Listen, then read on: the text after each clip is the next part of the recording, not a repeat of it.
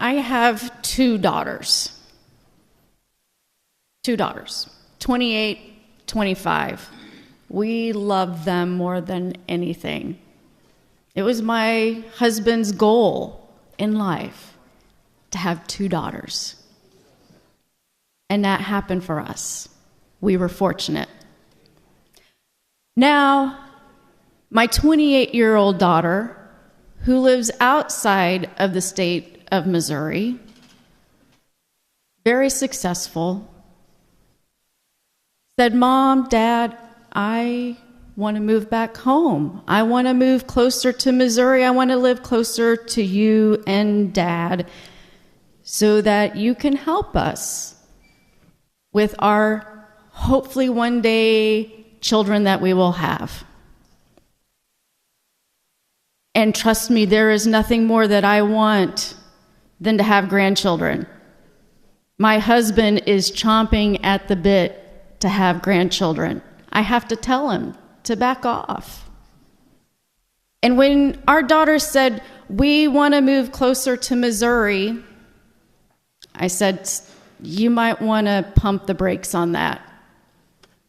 You might want to live over in Kansas where your reproductive rights are protected. Because if God forbid, there was an emergency situation or you needed different medical care, I would want that physician to be able to protect your life and do what is needed to be done without worry of what I or this body might do."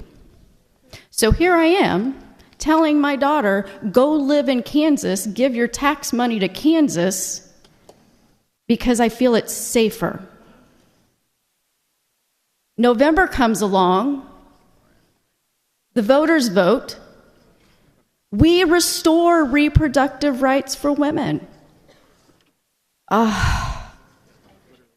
My daughter can move back to Missouri. My daughter can move back to Missouri because I feel she will be safe and can have the medical treatment she deserves. As I've been listening to this conversation, what has struck me is that we have differences in how we perceive safety. Last week we heard a bill that talked about safety on buses and how some people would feel safer if they had their guns and some people wouldn't. I feel safer when my daughters have access to reproductive health care that they deserve than when they don't. I absolutely respect your right. If you choose not to have an abortion, that is absolutely fine. I don't begrudge you. But here's the deal. Government doesn't need to be involved in that decision. Those are very private, personal healthcare decisions that should be made between the patient, the doctor, faith leader, if she chooses.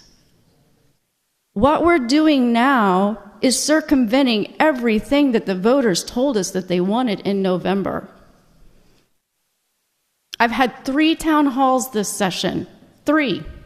Every single one of them are asking me, why are we doing this? Why are we trying to go back on what we decided at the ballot box? I don't have an answer for them. I don't understand it. And they're angry. And they have every right to be angry. When we think about our state and how we move it forward, ignoring the will of the voter is not the way. Silencing the voices is not the way. I know the nuances of what's going to happen. It's not lost on me. But my voters, my constituents, they passed this. They passed Amendment 3. More people voted for Amendment 3 than they voted for me, right? It's not a Republican or a Democrat issue. It's a people issue. I implore the body not to take us backwards. We got to a place where I felt safe. My daughters can feel safe. I might get them to come back to Missouri, and that's where I want us to be.